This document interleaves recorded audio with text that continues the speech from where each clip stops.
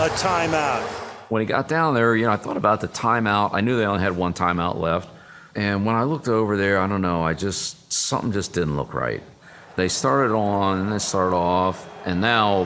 Hey, you're out. However many seconds had gone by, and I'm thinking, all right, I'm not going to take them off the hook here by taking the timeout. If they want to use it, let them use it.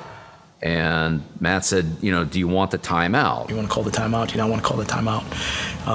It was a very lonely moment for me because he wouldn't talk to me. He wouldn't even look at me. He was just kind of staring across the field. The clock is running. People were saying stuff up in the box, asking, were we going to take a timeout? I'd say, Bill, they're wondering about a timeout. He said, yeah, I got it. And you could see it when you watch the rewind or whatever. You could see Bill doing that, which is amazing. That's, again, the genius. He said, yep, I got it.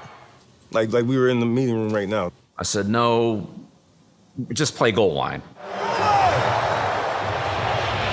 They're going goal line. We have different goal line packages. If they had one receiver out there, we'd have one corner in the game. If they had two receivers out there, we'd have two corners in the game. If they had three, like they did on that last play, then we've put three corners out there. It was the first time we were in that personnel group all year. The situation had never come up where we needed to use it in a game until that very last play of the season. Thank God we had it. We spent a lot of time talking about it, and as a coach, and I guess as a young coach, you think it's never going to come up. And then here it is, the biggest game of our lives. Thankfully, Bill's a forward thinker, and no stone goes unturned. We were all ready for it. Josh, I remember him chiming in on the headset, Flo, send Malcolm, and Flo turning around and yelling, Malcolm, go. Malcolm, go! Malcolm was in for Kyle during the game, so Malcolm had to go in, for Kyle at that point in the game. Let's go, Locke. Let's go. What's funny is if you look at the play, Browner is having a conversation with Malcolm, and he's telling him exactly what he's going to do. I'm going to jam this guy, and then, we told Malcolm, just go. If you remember, Malcolm's matchup was really curse. But Browner had seen enough of those pick routes. He anticipated what was coming as well as Malcolm. So he was like, let me get up here and jam the point, you go. Malcolm had seen that in practice. Butler had seen it in practice. He just didn't stop it. The inside receiver got off the line and up into the end zone.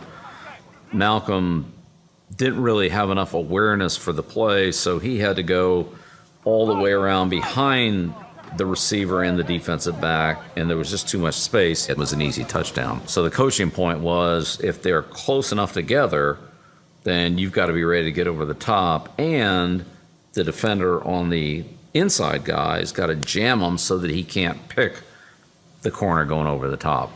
The fact that the Patriots were even practicing against this play was a credit to Ernie Adams. Ernie would diagram plays that either he thought that they might run against this or that he had seen from a previous game. We put all these plays on cards, so our scout team offense, they can just come up, we'll show them this card. You're going to win or lose games at practice. I mean, there is no such thing as being a game day player. You see situations come up on the practice field, you've worked on it, you know what it takes. When it comes up in the game, because you're trained, you're seasoned, you've seen it, you react to make the play.